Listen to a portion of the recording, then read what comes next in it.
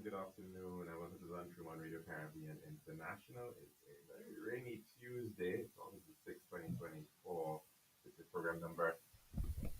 And this is program number 1225. And we're good? Yep. Okay, just making sure that our mics are on. And of course, as I did mention, it's a very rainy day here in Castries. And hopefully, it's good showers of blessings for great things to come later on today. Of course, if you are listening to us on 101.1 FM radio, that's fantastic. But you can also get us at our website, rcisenusha.com. We're streaming live there.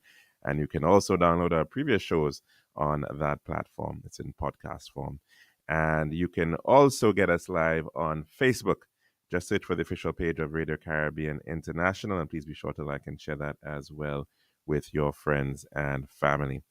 And if you want to call in to tell us what's on your plate today, the number to do so is 452-3046. Again, 452-3046.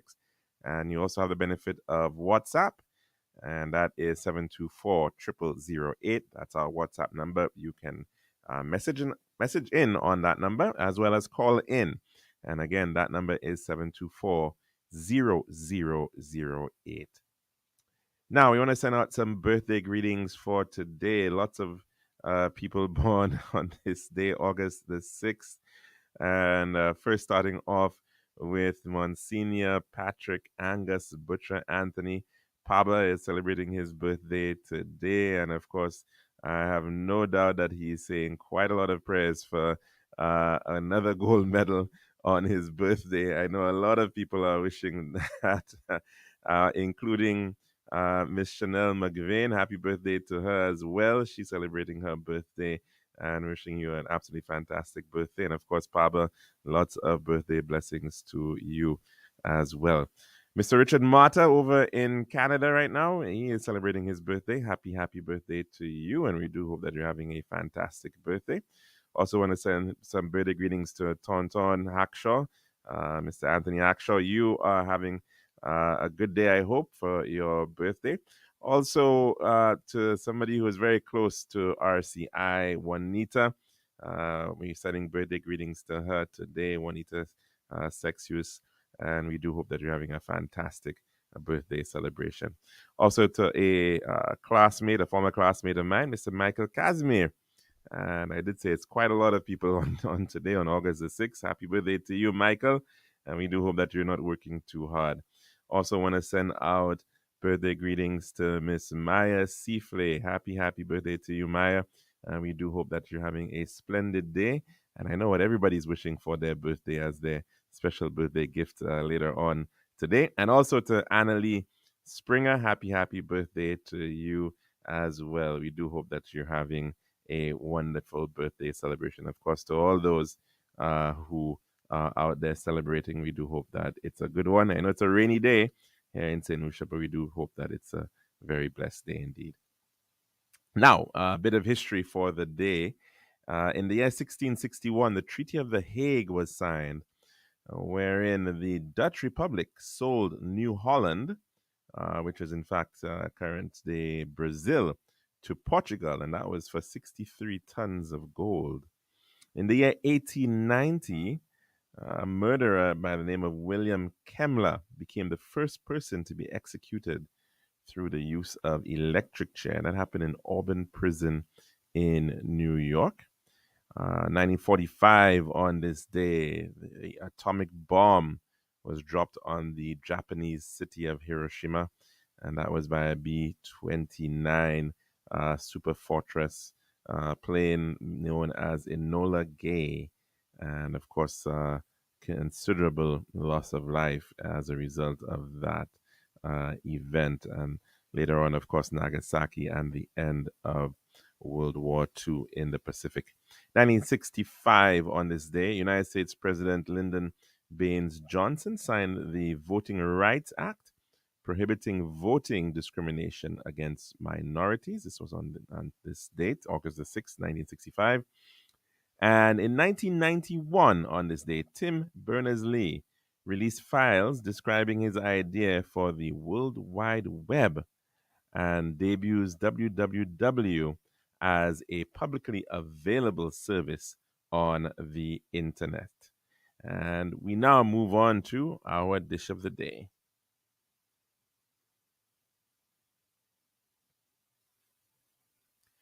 The daily dish is brought with the kind compliments of our good friends at Tiles Plus.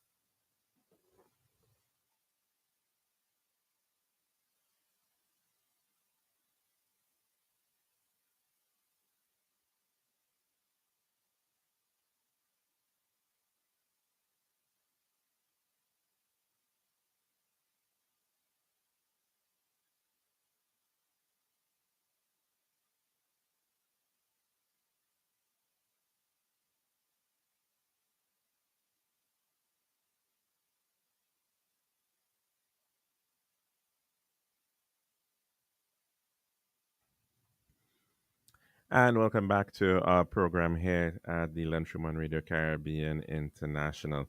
And of course, at 3:40 this afternoon at St. Lucia time, the uh, eyes of the country, the hearts of the country will be lifted up, no doubt. Hopefully, nobody will be having any palpitations, but perhaps a few breaths being held back in anticipation of the start of the women's 200 meters final, which will be happening at the Stade de France at Saint Denis in Greater Paris. Of course, that is all happening as part of the 33rd Olympiad, the 33rd Summer Olympic Games. The Olympics have been happening in this form since the year 1896. And it was effectively a sort of a revival of what were games that were held in ancient Greece, and was seen as a means of perhaps bringing people together in competition. And of course, even in those days, it was very, very early days. And I think perhaps they're not even too sure as to how many countries even participated in the that first Olympics back in 1896. Their records, some records suggest that there may have been 12 countries, some say 14. There's some countries that have in their files, um, outside of the Olympic report, that suggests that they had sent a representative to the Olympics. But so it's very, very, of course, we've come a very long way in terms of those very early days of the Olympics, and certainly it has become perhaps well, without a doubt, the largest sporting event in the world, even perhaps certainly eclipsing the World Championship, the World Cup, and of course, many different sports competition, and of course, it's not just the athletics. And there's swimming, there's sailing, and of course, there's sometimes even other things like fencing and archery and shooting become very interesting. There was a lot of interest recently over the gentleman from Turkey who won the men's shooting competition because of his style and his approach and very nonchalant approach towards the doing what he was doing. But of course, it is a major, major event that brings hundreds of thousands of people together with thousands of athletes, the best in the world, coming and representing their countries. And of course, in some instances, people are so desirous of getting into the Olympics that they may even decide to even though they may have been born there and they reside in countries, they actually try to actually get on to or fly the banner of another country because they want to actually have that Olympic experience, and which shows how really, really competitive the Olympics can be. In fact, we do know that in the case of St. Lucia, a number of the participants in sailing have actually not are not native St. Lucians. They're not born here, but they certainly have taken up the St. Lucia flag to represent St. Lucia. It is, of course, a major deal, and the other thing about it, of course, is that in as much as we're seeing what I think over 200, there's somewhere around 202, I think, participating countries, countries that actually have national Olympic committees. I think that's generally how they would measure these things, what are known as NOCs. And of course, when you go back in time, you realize that these things have changed somewhat. So, very interestingly enough, back in 1960, there are 206 currently, 206 national Olympic committees. And as I said, sometimes those change. So when you had the Soviet Union, of course, that was recognized as the USSR. And since then, of course, you have the Russian Federation and many other of these former Soviets, from Kazakhstan to Tajikistan and Uzbekistan, all the stans, and Ukraine, and many of these Baltic countries as well. They're all now independent countries, adding to the number of participating countries around the world. But even in the Caribbean, back in 1960, we actually participated as the federation, as the British West Indies Federation. It was the only time, of course, because the federation was very short lived. But in fact, if you look down on the list of Olympic medals, the federation managed in 1960 to actually win two bronze medals in that at that time, and it was a team. I think of about four Trinidadians, two Barbadians, and I think six or eight from Jamaica, and they were in fact able to win one of the relays as well as a bronze. I think in the 400 meters. So there is a very long history in of competition, and it's of course goes to show how really outstanding what we are witnessing here is. Up until the start of these games this year, this August, St. Lucia was one of 68 countries, members, which have these national Olympic committees, that never medaled. They never got a single medal at that point. And I should also add that there are a number of countries, even though we're talking about medals, yes, but there are many countries that have managed to get medals, but they've in fact not been able to ever get um, a a gold medal or even a silver medal, for instance, and that goes to show how very competitive this current situation is right now when we speak about medals. So even though you have countries that have in fact medal before, they've never gotten a gold medal. And I mean, just to give you a sense of some of these countries that we're talking about, Malaysia, for instance, which is a major country in Southeast Asia, tens of millions of people, very well known as having one at one point in time. The Petronas Towers, one of the tallest buildings in the world, very strong economy, and they've actually never won a gold medal up until well, at least up to the beginnings of the games this year. I'm not sure that they have actually won any this in this current tournament, as far as I'm aware. No, but then of course you've got others like Saudi Arabia, for instance. They've won medals, yes, two bronze and two silver, but never a gold medal.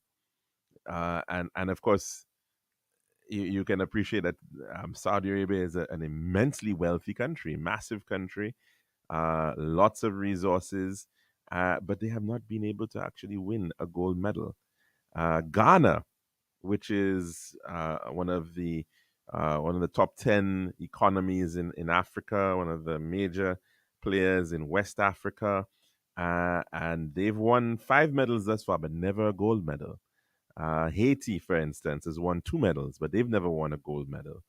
And so you can think about a number of countries which have actually not been able to cross the bar at all in terms of never getting a medal whatsoever. And there are many of them, as I mentioned, up until just a couple of days ago, we were one of 68. And of course, within minutes of each other, Julian Alfred and Tia Lafont, in fact, changed that for Dominica and, of course, for St. Lucia. And so it really is very, very telling when we consider the extent of this achievement that we have, in fact, just been witnessing with respect to um, Julian and Lafont and what they have been able to achieve, because it is really, really astounding. Again, the domination of uh, you could say the developed world to some degree, but in particular, I'm talking about the North America, United States, Canada, and Europe. When you look at the combined total of the number of medals that have been won throughout the years of the Olympics, you would realize how very much skewed this entire competition has been thus far, from since 1896 right up to this 33rd Olympiad. And if you look at the total number of medals that has ever been won, which we're speaking about over, I think, 16,781 medals prior to the start of this Olympiad, 72% of all those medals have come from either United States, Canada, and European countries, right? 70 or nearly 3 quarters of all the medals have been from European countries as well as the United States and Canada. I'm not even counting Australia in this mix, but that gives you a sense of the concentration of the medal wins thus far since since the games have been held around the world. And so, for many countries, it is a massive deal. It is, and rightfully so, because it is showing that, in fact, that their athletes, their sportsmen and women, in fact, can achieve greatness as well. And of course, there are major issues, and people will, of course, point out the systems that have to be in place to be able to achieve these feats. Is of course really, really instructive. So resources are one thing, but it certainly is even more than resources.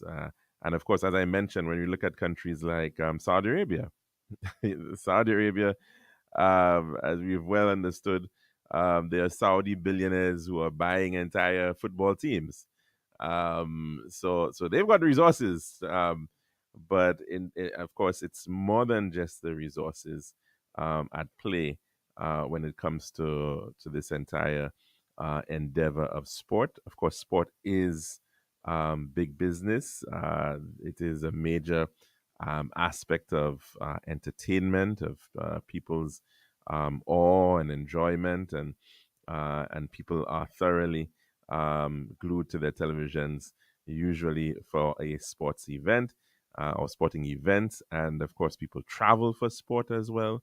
And so, this achievement by Julian is undoubtedly a phenomenal one, and it's even more phenomenal when you consider the race that she actually competed in, which is thus far I'm talking about, right? And that is, of course, the 100 meters. And 100 meters is seen to be effectively the fastest race that you can compete in, and it, of course, it brings a lot of attention. Of course, particularly the male 100 meters, but certainly the women's 100 meters has also brought a lot of attention, to in fact. And so when you look now, though, at the countries that have actually ever won, the 100 meters, it's a pretty small, list of countries, that have been able to, actually achieve that. And I think in the case of, I'm seeing a list right now, yeah, and the countries, they've only been about, I think, eight or so countries that have actually won gold medals, in the women's 100 meters. The United States has won it nine times. They've won gold nine times, in the women's 100 meters. Jamaica, they've won it four times. Uh, Australia has done it twice. If you put East Germany at the time, they won it once, and West Germany, so we count Germany twice as well. And then you've got, after those four, then you have Poland, Belarus, the Netherlands, the Soviet Union. All right. So those were eight countries that have won gold, before St. Lucia, Julian Alfred, won it. So St. Lucia has become the ninth country, through Julian, to have in fact, won gold, at in the women's 100 meters.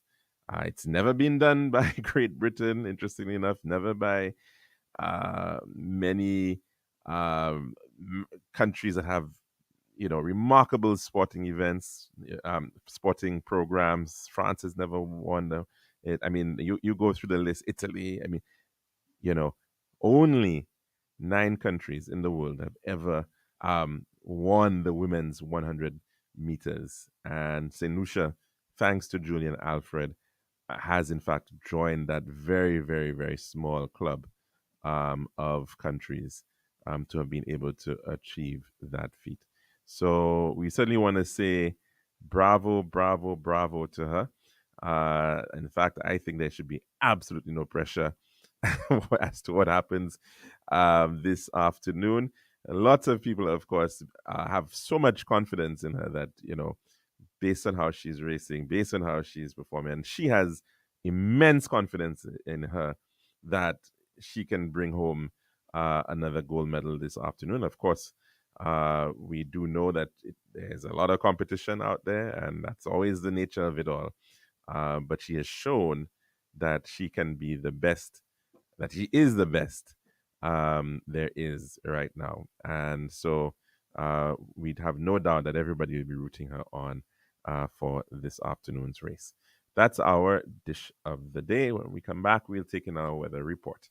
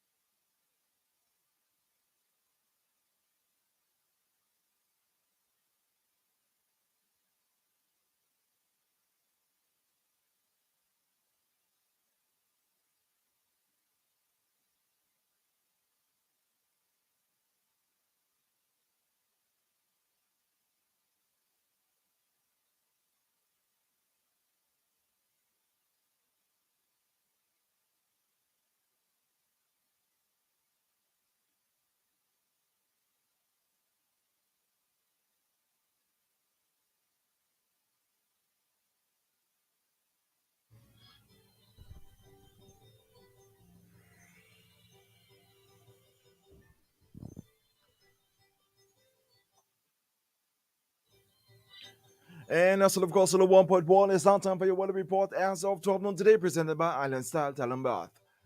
The forecast for San Lucia Valley for the next 24 hours, winds will be blowing from the east in near 15 miles per hour or 24 kilometers per hour, becoming lighter at times.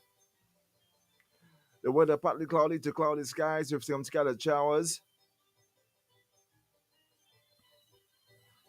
The forecast for Lesser Antilles, partly cloudy skies becoming cloudy at times with scattered showers and a chance of isolated thunderstorms, mainly over the Windward Islands. And the tropical weather outlook, moisture and instability in the low atmosphere over the region will continue to produce cloudiness, showers, and possibly isolated thunderstorms over the central Lesser Antilles during the forecast period.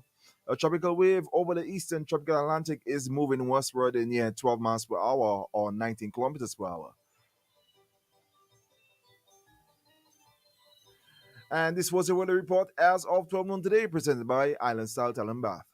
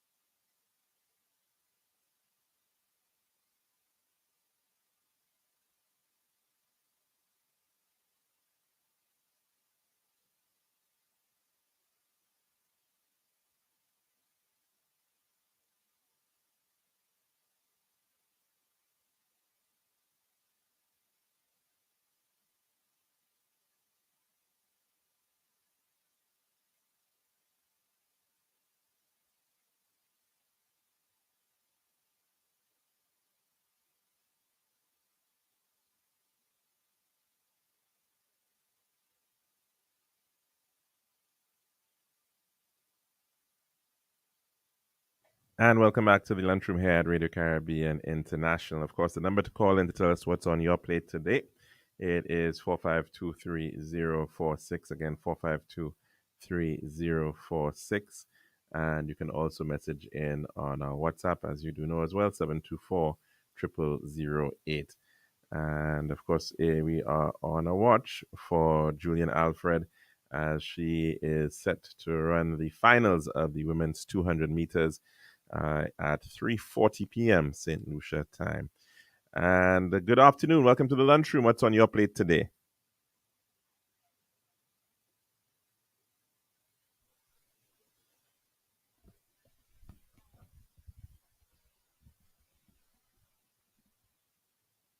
Sorry, caller. Can you just repeat that?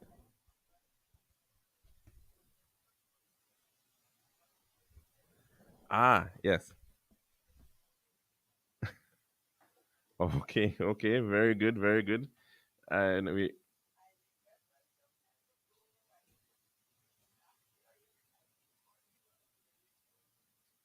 Mm, mm-hmm. Yeah, excellent. Yes, yes, yes.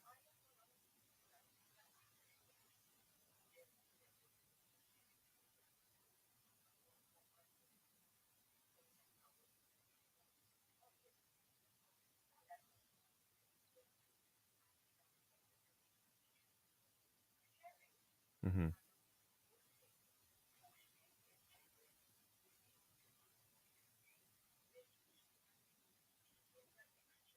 Mm-hmm.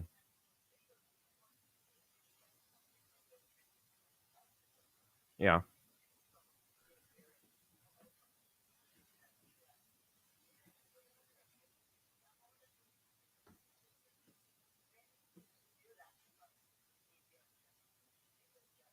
Mm-hmm. And you know, caller, the point that you're making, I think, is so much in consonance with what we were hearing yesterday as well, from Mr. Terry Finisterre, and it was pretty much said in a different way as well, by Mr. Reds Pereira about the coaching. the coaching, and having quality coaches is so very, very important.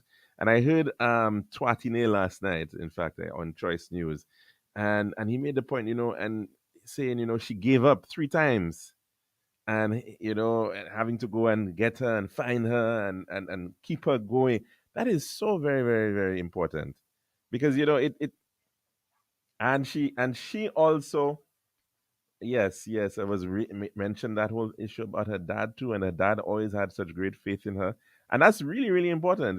That her father was there. Unfortunately, of course, he died when she was still pretty young, and but she and she's of course lifted him up in the medal being in honor of him. So it's certainly really important, the parental support. And in the US you hear about these soccer moms, and and that's really important. You need. Yes. Hmm.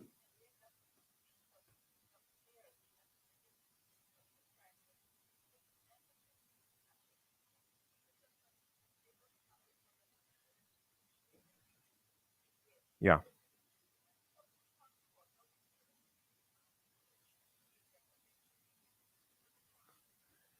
and Caller, it is also very telling what you're saying about starting from young. I remember reading that book by Malcolm Gladwell, Tipping Point. And one of the earliest, well, the way it started was talking about successful athletes, and the advantage that they have, and I mean, some of them start so early, they're saying, and the ones, in fact, he was saying a lot of them are born in January, I believe, and so because of that age, they ended up um, having an advantage in terms of age of other people in their group. So and he was also making the point that you've got to put in the time, and to become an expert, he was saying you have to put in about 10,000 hours. Right now, that's a lot of dedication that the individual has to do, but the parent as well, or parents, more ideally, and the overall village that has to support that child to be able to achieve that is really, really important.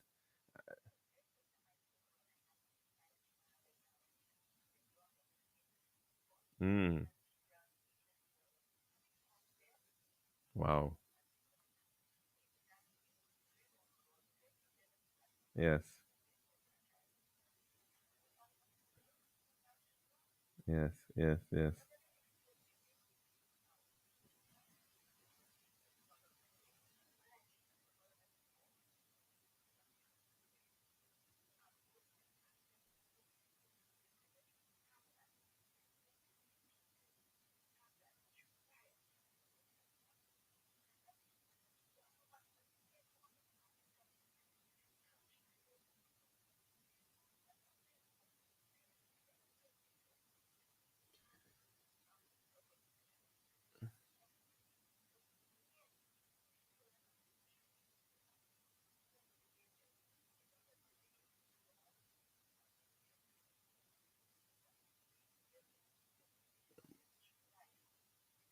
Well, the facilities are. I mean, we're not saying that they're not important, because they're very, very critical. Not just facilities, but the system, the ecosystem that has to exist, which is facilities, yes, but it's more than the infrastructure, the programs, right? In terms of the coaching programs, in terms of the competitions, because you have to also have this ability to get involved in competition. I mean, this is why, for instance, even things like the semi-pro league, that the government has been trying to push forward in football, is important, because you do need the competitive environment to get people going. And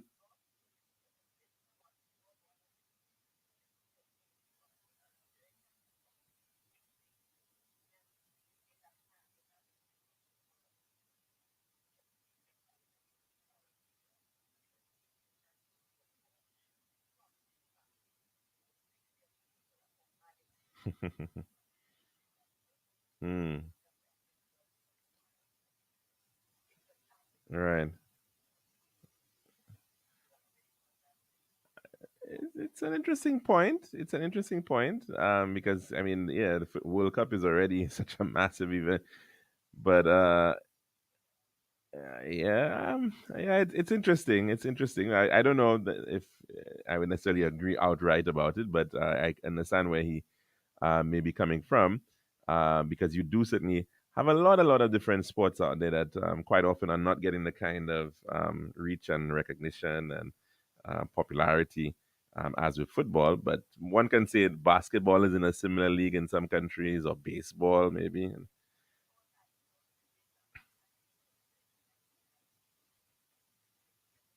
swimming.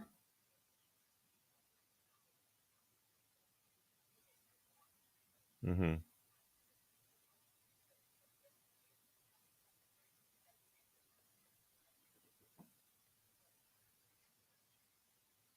Yeah.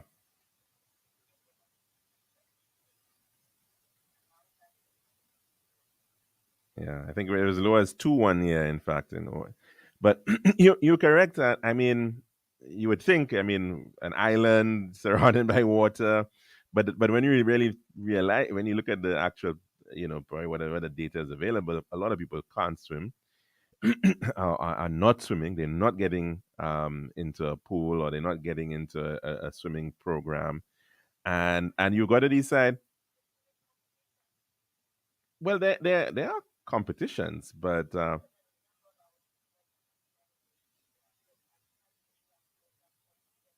we only have a 25-meter pool, right? Which of course it limits what can be done there in terms of how you manage the laps and getting them. Well, it is, yeah, it I think so. There's been a breaking of ground of it. I'm not sure if there's actually been the start of. There were some earthworks going on, but I'm not sure that the actual construction of the facility itself is where that is at. Right, which would provide a 50-meter pool, which is very good. But of course, the other thing about it too, and which has always been my concern though, is that you're going to have two pools in the north of the island, pretty close proximity, and then yeah, exactly. So in like in the cul-de-sac area, it'd be a pretty good area to have a facility to serve that, and certainly in the south of the island. I remember one year there was a national swim competition, I believe, school swimming competition, and interesting enough, the V4 comprehensive came up on top. I think they had won. So you see, the question is, are you capturing that talent? Are you capturing that raw talent and getting these individuals into programs, right? Getting them, and from a very early age, exactly as you said. So there has to be a whole system um, to be able to support that. And I'm also pointing out too, caller, that, and which is why I'm still very very wary about the idea of a national sports academy. A school, only one school being this national sports academy, everybody goes to it at that age. To me, ideally, all schools should have sports programs, and to get them to and, in whether it's football, cricket, athletics, swimming, they should be all doing some volleyball, and bringing them up to a point. In fact, there were even times, the St. Mary's College used to have a Sea Scouts, right? So they were sailing was involved there. You even had gymnastics at the St. Mary's College at one point in time, back in the day. But the question is, I mean, I guess those were the days when the brothers were around and there were facilities like that. But it's not unthinkable to have that at the school level.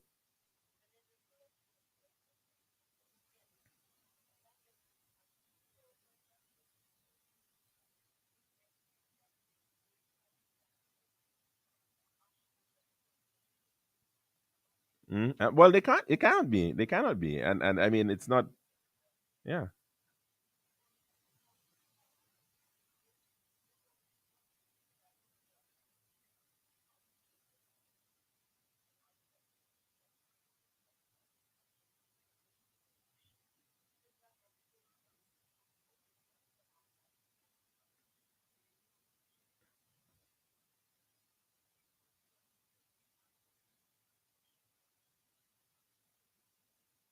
Mm-hmm.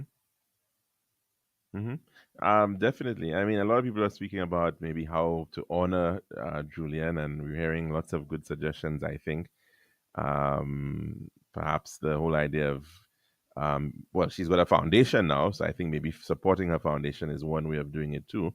But then, of course, maybe a scholarship, sports scholarship program. And there are a lot of St. Lucians who are getting into gaining sports scholarships in the United States. That's very good. But then, can there be some more of that going on as well? I think I personally think as well, as we were just speaking about the need for a proper sporting for center facility in the Castries area. We don't have a track in the Castries area, Greater Castries. I think that's really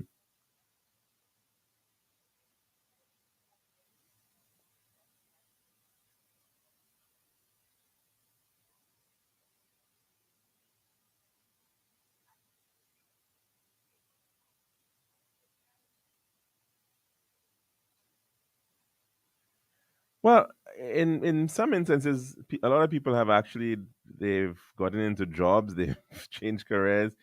Some of them may very well be coaches doing that in the United States and Canada perhaps. And so you have that, you do have that, and in many instances people are in universities and coaching.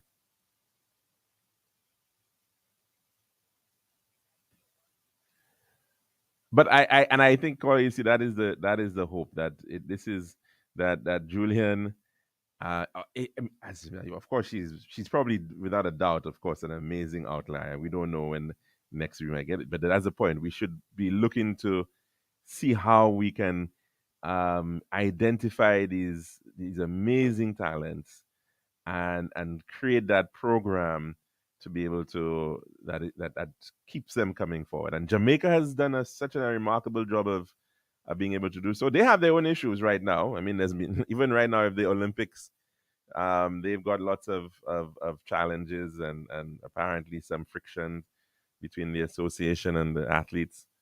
Sorry.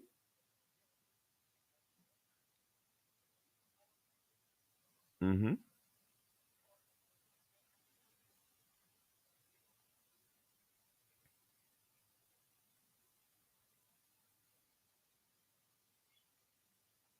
Right.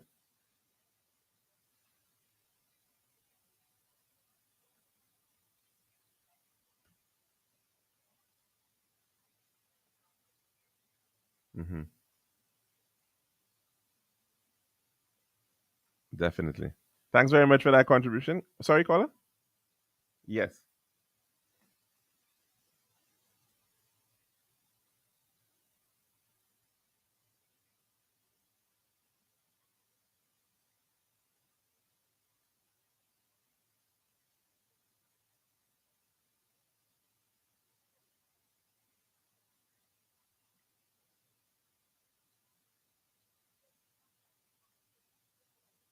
Mm. Mm-hmm. Yeah.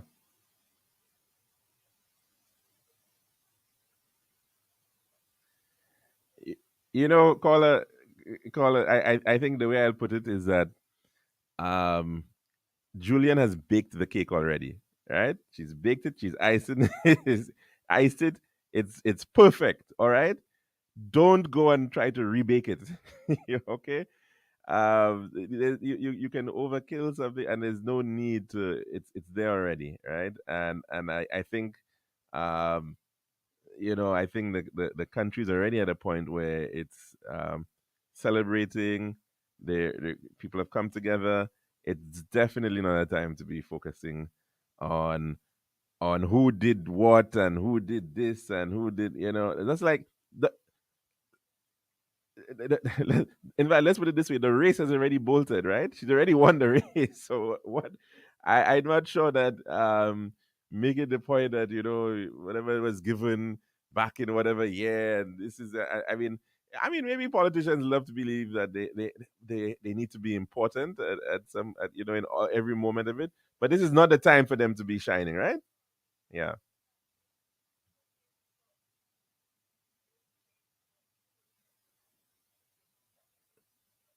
yeah, yeah. Well, actually, I to be quite honest, I have not heard what you're referring to. So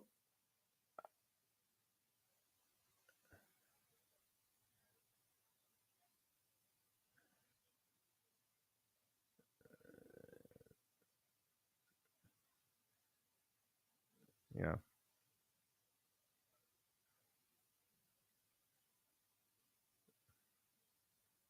Hmm.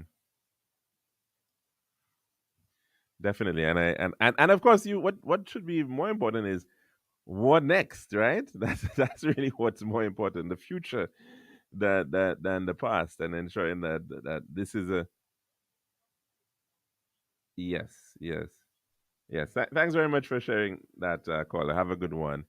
And of course, the number to call in to tell us what's on your plate today is 4523046. As we mentioned, Julian will be heading to back onto the track, and I'm hoping, of course, that she's very well rested and she's gotten her warm up. So we've seen that being an issue for some of the Jamaicans, and I think even some of the Americans, issues in terms of the arrangements and so we do hope that of course it all goes well like clockwork, so that she can be where she needs to be and do what she has to do in that time frame, of course. And so that is, of course, really what is very important right now. Now, of course, unfortunately, that the weather is not that great, at least in the Castries area, and I'm not sure if that's going to put a bit of a damper on some people coming out with the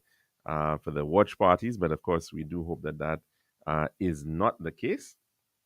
And of course there is a watch party on that's happening at the Derek Walcott Square. It's also supposed to be one up in Grosley, on the main street on Dauphin Street. I believe the location for the VA4 event has changed to New Dock Road. So pay attention to that. It's no longer at the Independence Square on Clark Street. It's now at New Dock Road. And as well, I believe in Soufriere, there's supposed to be one on there. And of course, lots of other people, no doubt, will be glued to their TVs at various bars and restaurants and in offices. And of course, perhaps also at home. But certainly, we do hope that we can get to be part of that moment.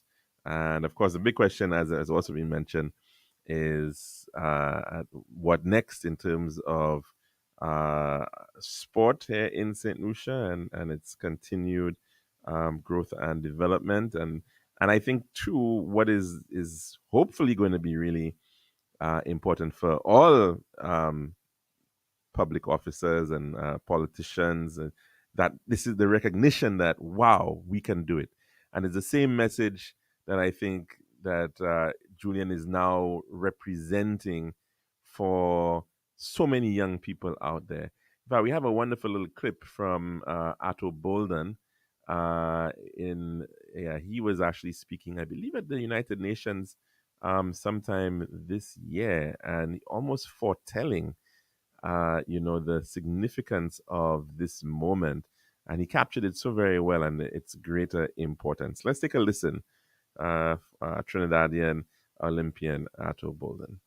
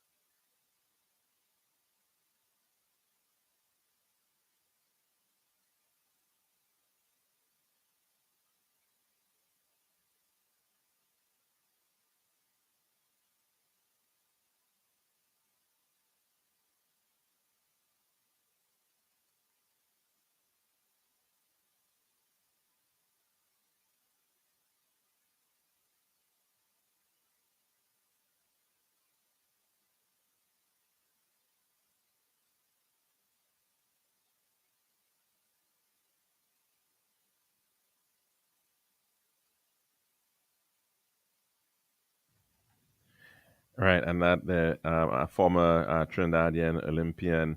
In fact, he's think he's gotten the record for in Trinidad for the men's 200 meters, so he knows about that race, certainly, and pretty much foretelling the significance of the moment that we actually have now found ourselves in, thanks to Julian Alfred, and how it in fact can potentially transform this country.